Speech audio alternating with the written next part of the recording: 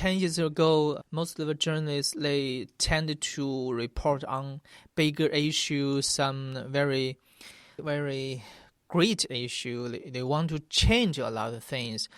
But for me, I always interested in how the individuals react in this bigger issue, because it's all about people, eventually about how people choose, how people feel.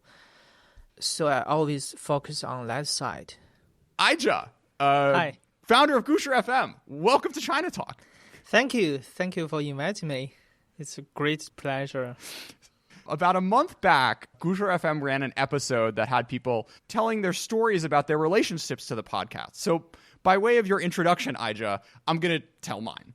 So I moved to China in 2017 speaking zero Chinese. Mm-hmm. And many foreigners, myself included, live a pretty sheltered life in China, only encountering super highly educated, often rather westernized Chinese. Your stories broke me out of that bubble when I was in China and inspired me to really listen. And not just to people with perfect Putonghua who watch Western TV in their spare time. You've taken me to places and told me stories I never would have encountered in my daily life. From a homeless shelter in Beijing to a restaurant full of old folks in Shenyang, from a depressed comedian to victims of loan sharks, and even Chinese working in Pakistan. Hundreds and hundreds of windows into the lives of everyday and not so everyday Chinese. Mm-hmm. Not only that, but your podcast also taught me this language. 故事 FM's Gong Zhonghao has transcripts, and I've spent countless hours with my tutor over the years discussing the content, memorizing words and phrases of, oh my God, you're a great of all these learner. different voices that are now in my head. So before we kick this off, Aizhe, I just want to thank you for all that you've done personally for me. It's been a real pleasure to appreciate your work over these past years. I'm flattered that you love my show so much. Well, you should be flattered because you do great work.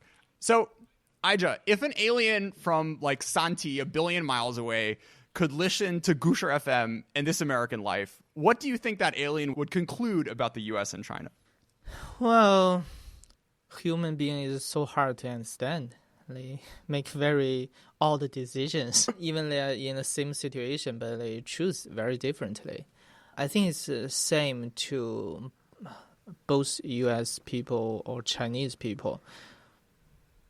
So that's why I do this show, because I think the basic feeling, basic experience is universal.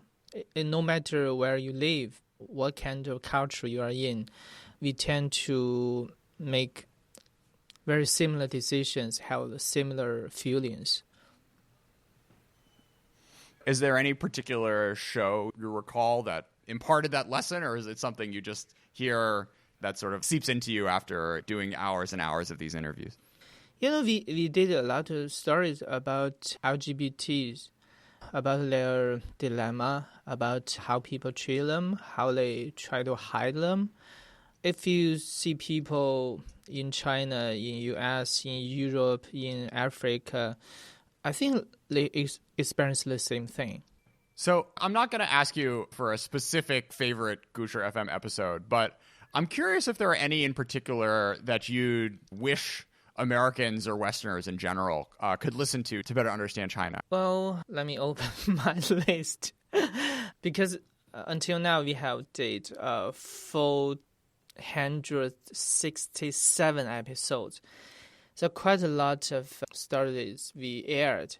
But we particularly love some episodes about people in rural area, because people in rural area, their stories seldom heard by people living in cities, especially for young people. They don't understand older generations' lives in rural area.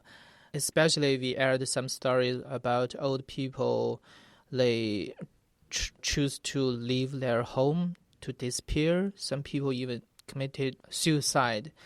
So if you know the Chinese society structure better, you will know a lot of issues involved, because for some old people, they worried they are burdened to their families, so they choose this very, tragic way to avoid give burden to families. So That kind of story really touching. At the beginning, I thought young people may not very interested in this kind of story because it's too far away from them. But quite surprisingly, I found they really love these stories because these stories make them know their country better. So how do you think about the mix, I guess? I imagine most of your audience is relatively young and educated. Yeah. So I'm curious how you balance the sort of shows of like the recent one with the Dan Liren guy who most young people have already heard of and watched on a reality show as opposed to something that would really push their boundaries, like telling stories of the rural elderly. The Dan Liren story, because that comedian is a friend, so he can be honest to us. So we interview him about how to say, some people curse him quite a lot. He feels a lot of pressure. So he honestly told us about that experience. But for most of the famous people, actually, I don't like to interview them because they're not that honest. Especially for podcasts, for audio media, people can only hear your voice. If you're not honest, people cannot listen. They quit. So yeah, it just gets boring fast. Yeah. You're hiring, which is very exciting. So before we get into what you're hoping to do with your new employees, I'm curious how Gusher FM makes money. You don't seem to have very many ads or sort of sponsored shows. And you make 3 episodes a week, which is incredible. Yeah, we do a lot of episodes each week. The main way to earn money actually is commercials, but maybe you don't feel them. Strictly speaking, I don't think it's a morally right in Western media because some episodes, our show is commercial. But we can only do this way because in China, every media can only earn money in this way. But the only thing I can guarantee is even this episode is a commercial, I need to guarantee this episode is a true story and it's interesting enough compared to other episodes. Because speciality is digging out a story, so I think we can help some brand to find where their story is. I wouldn't be so worried about the morals of it. Western media has to make money too nowadays. Things changed. Yeah. So you spent 7 years in journalism on the mainland, Aizhe. I'm curious what changes in the industry have stuck out to you over the years. I think the 7 years of journalism life helped me a lot because especially in the early years, I went to every corner of China, cities, rural area, some place I could never been to before. It really made me know this country better. And it made me know a lot of interesting people. So it's easier to create this episode because it's not very hard for me to find the interviewees. Yeah, that's a great benefit for me. It was sort of a broader question as well as how the Métis 生态圈 has changed. Well, it's a sad story because I quit my job in a public library in 2010 to change my career to journalism. I joined Nanfang Zhoumo Southern Weekly as an intern. I studied journalism there for 6 months. I think 2010 when I quit my the library job, back then that was the end of a golden age for journalism in China. Because back then people can do really amazing stories, can digging out very deep problems. But from then, all the journalists I know, they quit their job, they change their career. Especially today, I found very few people want to be journalists anymore. So that's very sad. And you think that's a function of the market forces or people being frustrated about the types of things they can report on and stories they can tell? I think both. Capital or some higher pressure, a lot of pressures combined make journalism in China harder. So people get really frustrated. So for Gush FM, I think the basic thing we can do, the least thing we can do is focus on individuals, only tell the individuals, people's story. Yeah, because you do occasionally have shows that touch on social issues and social challenges. So I guess your idea is by doing it just at the very personal level of the way folks have experienced these sorts of issues in society, that is the best strategy for you to keep reporting about these sorts of topics. Exactly. And also, 10 years ago, most of the journalists, they tended to report on bigger issues, some very, very great issue. They want to change a lot of things. But for me, I always interested in how the individuals react in this bigger issue, because it's all about people, eventually about how people choose, how people feel. So I always focus on that side. Aside from opening people's minds, have there been any stories where the reaction to it had a broader impact, you think, or resonated wider than your average episode? Any episodes of Gush FM changed something? Yeah, like the lives of the interviewees or the institution that you wrote about or something like that. Yeah, actually, there's a lot of changes to individuals. We aired a story about a young guy who said he was in masturbation addiction. He was so painful, Actually, it's because of his childhood experience that influenced him so much. So he often get nervous. He cannot make friends. He worried a lot. After that episode aired, he got thousands of replies. People want to add him on social media to be his friend. So not long after that episode aired, he told us he know a girl now. So that changed him a lot. Aizhe, it seems like there's an aspect of telling everyday people's stories which is kind of in itself a little bit aggressive, controversial. I remember watching 神秘的角落, the Aizhe show, and just being kind of surprised at watching a 电视剧 about not a rich family in Beijing who's like driving fancy cars. I'm curious why you think these stories aren't as common or told as much or don't get as much attention in the kind of broader media environment in China. I think people get sick of rich people's life, celebrities' people's life. If you see the Chinese movie market, you can see people more and more like realistic issues, movies. It's like 神秘的角落 or some 我不是药神, this kind of stories. So yeah, I think this kind of topic getting much more popular now and in the future. So I think Gush FM focus on realistic stories. It's a great way to bring people together, bring people closer, to peek into ordinary's different life. It's also satisfying. How many movie producers have come to you after hearing a Gusher FM and said, oh, I need to make a movie about this story?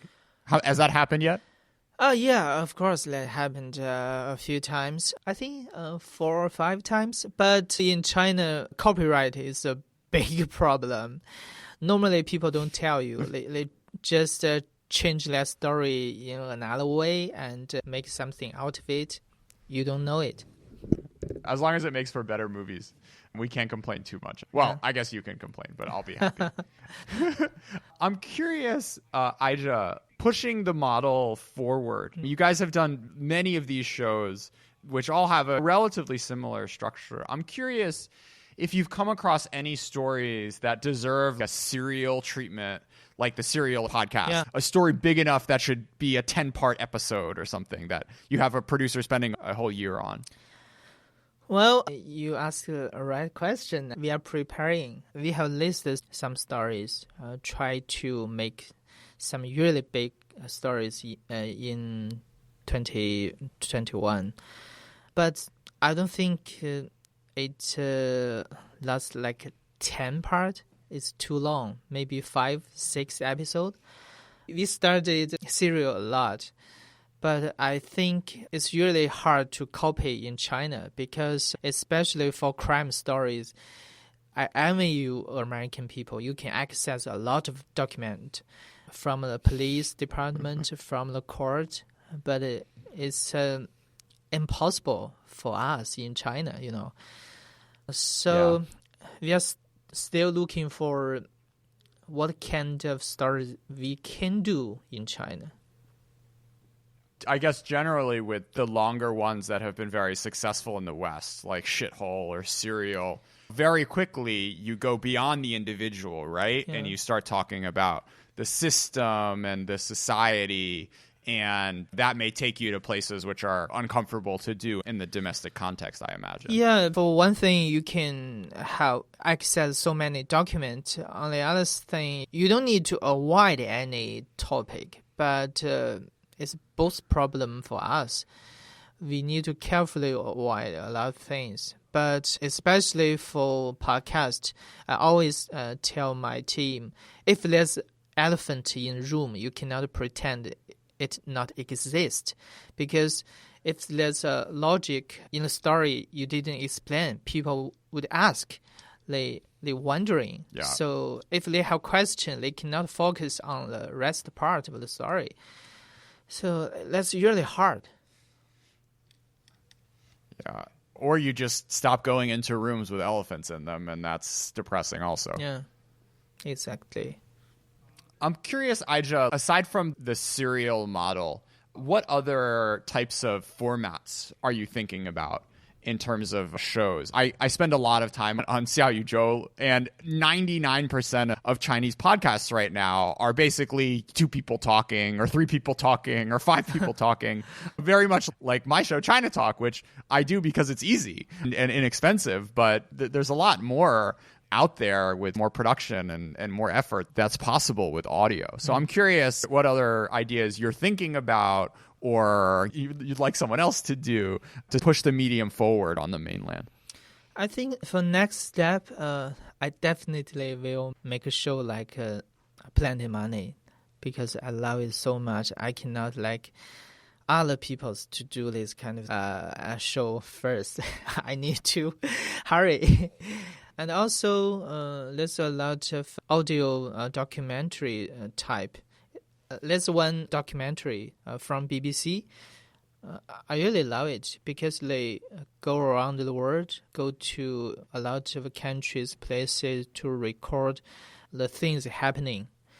Actually, we did some episodes like that, but that is really expensive.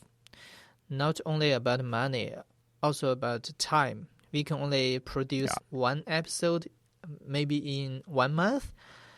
It's very costly. I'm curious, Aizhe, how are you at managing people? What's been the process for you of growing this team and teaching people this art form, which is very new to China?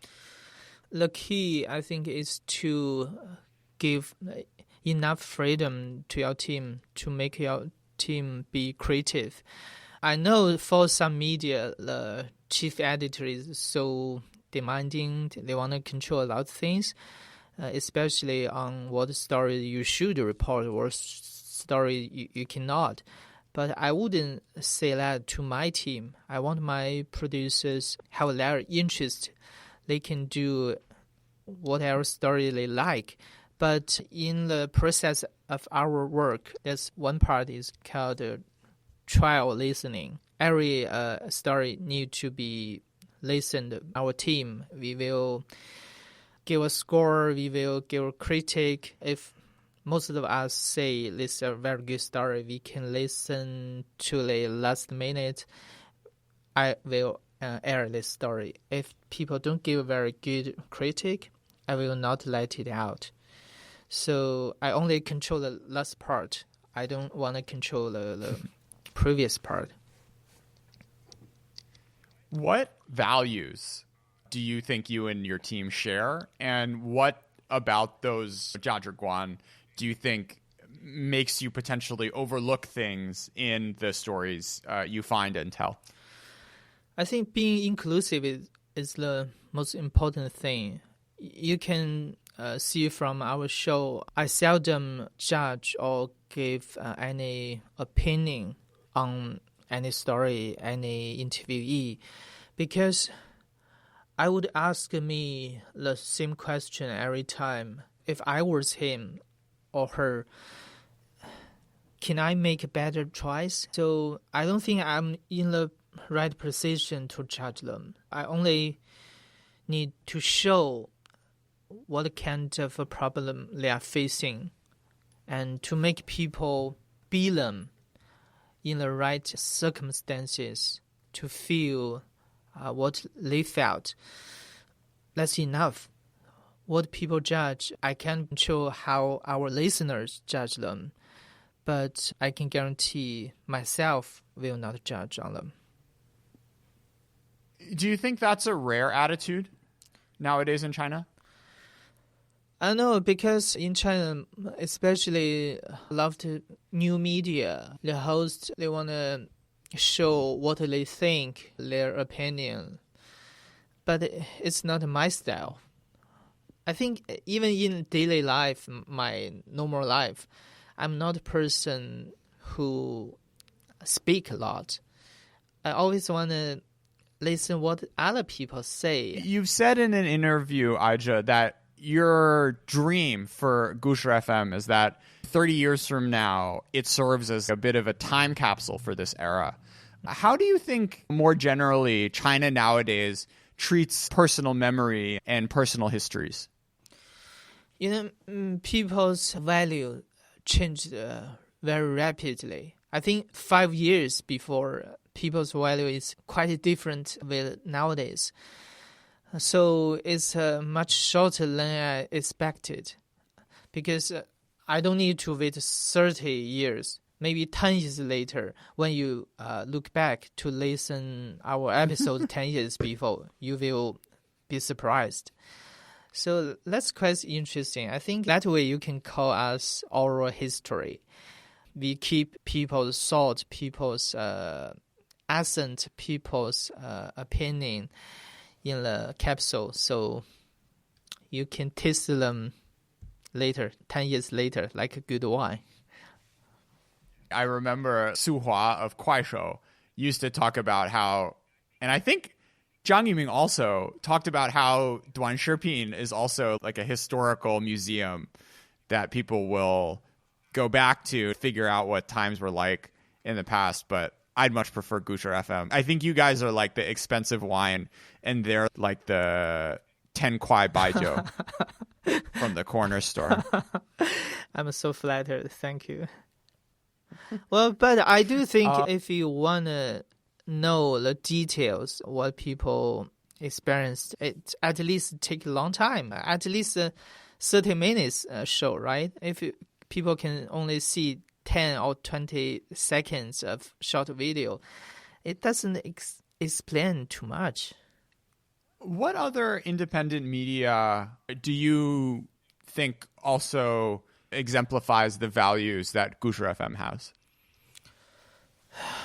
It's not really many similar media like 故事 FM, but if you say nonfiction media, there's some in China. There's one called 真实故事计划, also one called 网易人间. They both do nonfiction. Have you spent any time on Clubhouse these past few days? Did you miss that moment? Or Oh, it's so funny. Last night was my first, a friend created a room for me to meet our fans. But right before that event, 2 hours before, Clubhouse was banned. So funny. But we continued anyway. I was so surprised that more than 1,000 people came in. Oh my God. What was that like? Well, I didn't feel much because I can't see their face. Did you listen to any of the other rooms? Or was that your only time on Clubhouse? Not much, because I'm really busy recent days, so I didn't spend much time on that. But I think it's a great opportunity for a podcast because people start to realize how audio charming when people use their voice to convey some message. There's less misunderstanding, I really felt like in some of these rooms, listening to people all around the world talk about sensitive issues, it really felt like I was listening to a Gusher FM live. if it was 1986 and Gusher FM could do whatever it wanted or something. It was sort of the attitude that people took to these rooms of just telling their perspectives and telling their stories. It really reminded me of your show.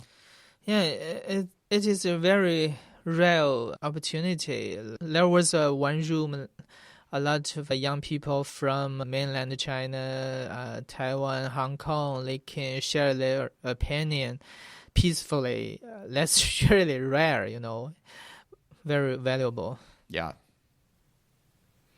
Yeah, it was something, wasn't it? Yeah. Is there anyone you'd want Biden to listen to from your library? I give a lot of hope to Biden because maybe he's more inclusive, not like Trump.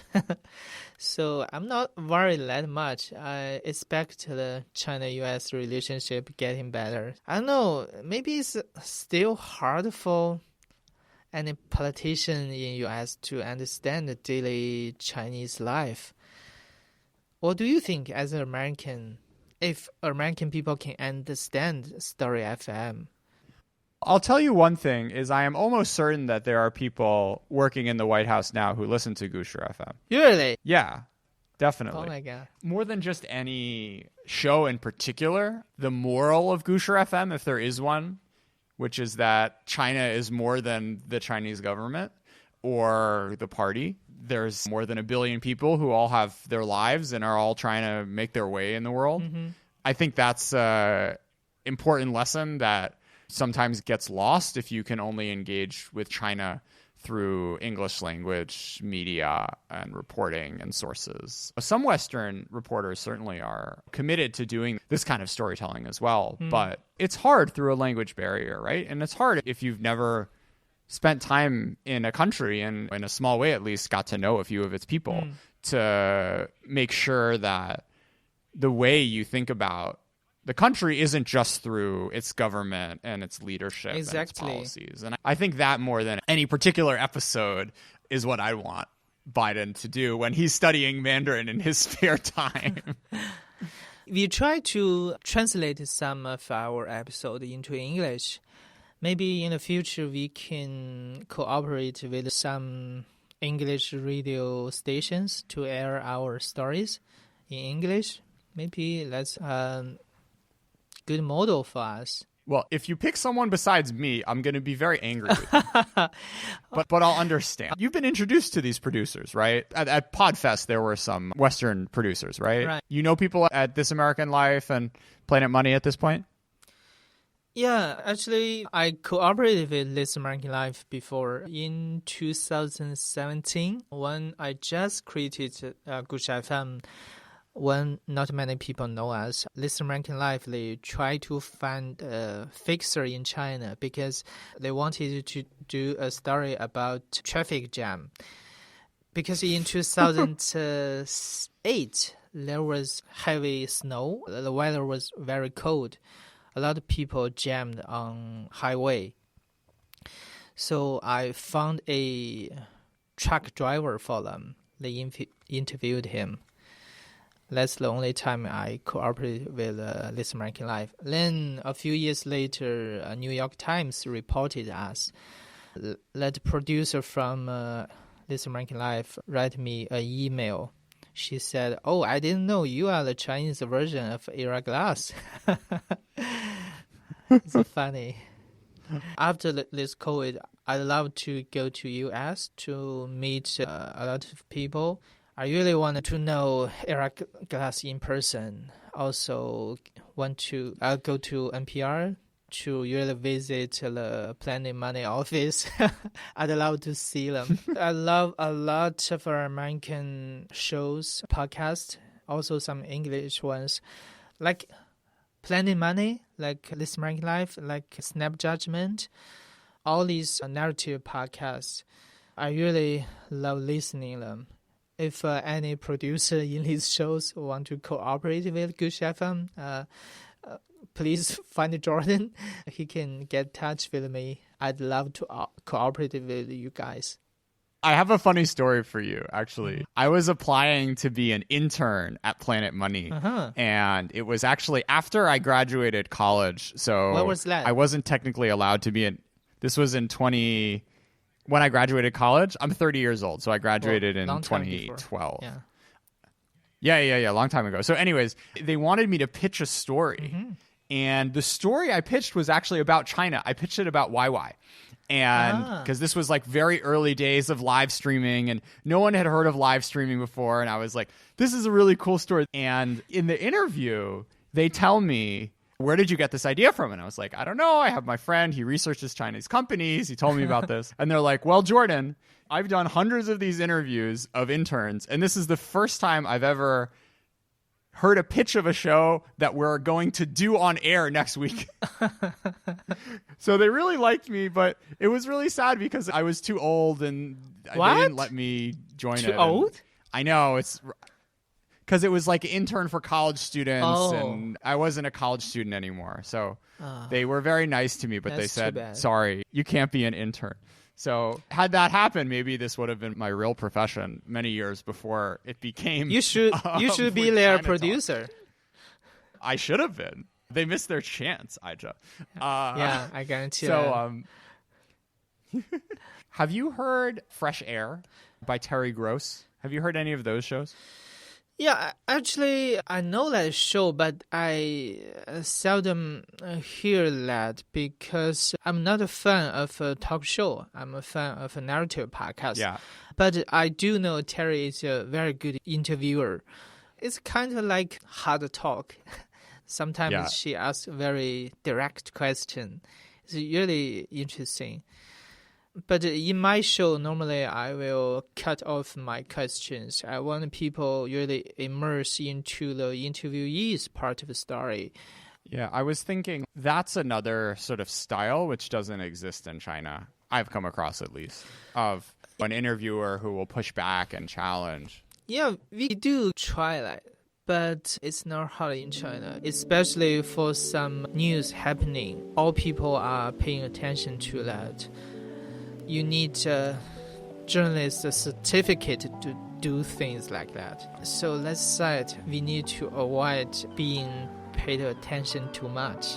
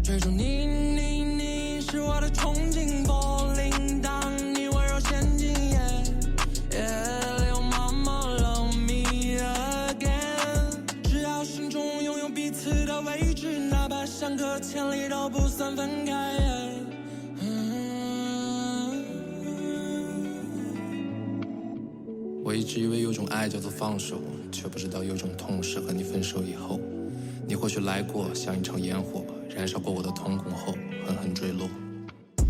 开始透露爱是那杯星河，不过没有以前来的清澈，依然被雾霾掩盖，痴心人留在没有水的深海。这夜一生陪中照亮一座城市，因为一个人暮色苍茫。我先问我自己，我的心在哪里？怎么可能把你彻底忘记？我还是那个我，你还是那个你吗？ Like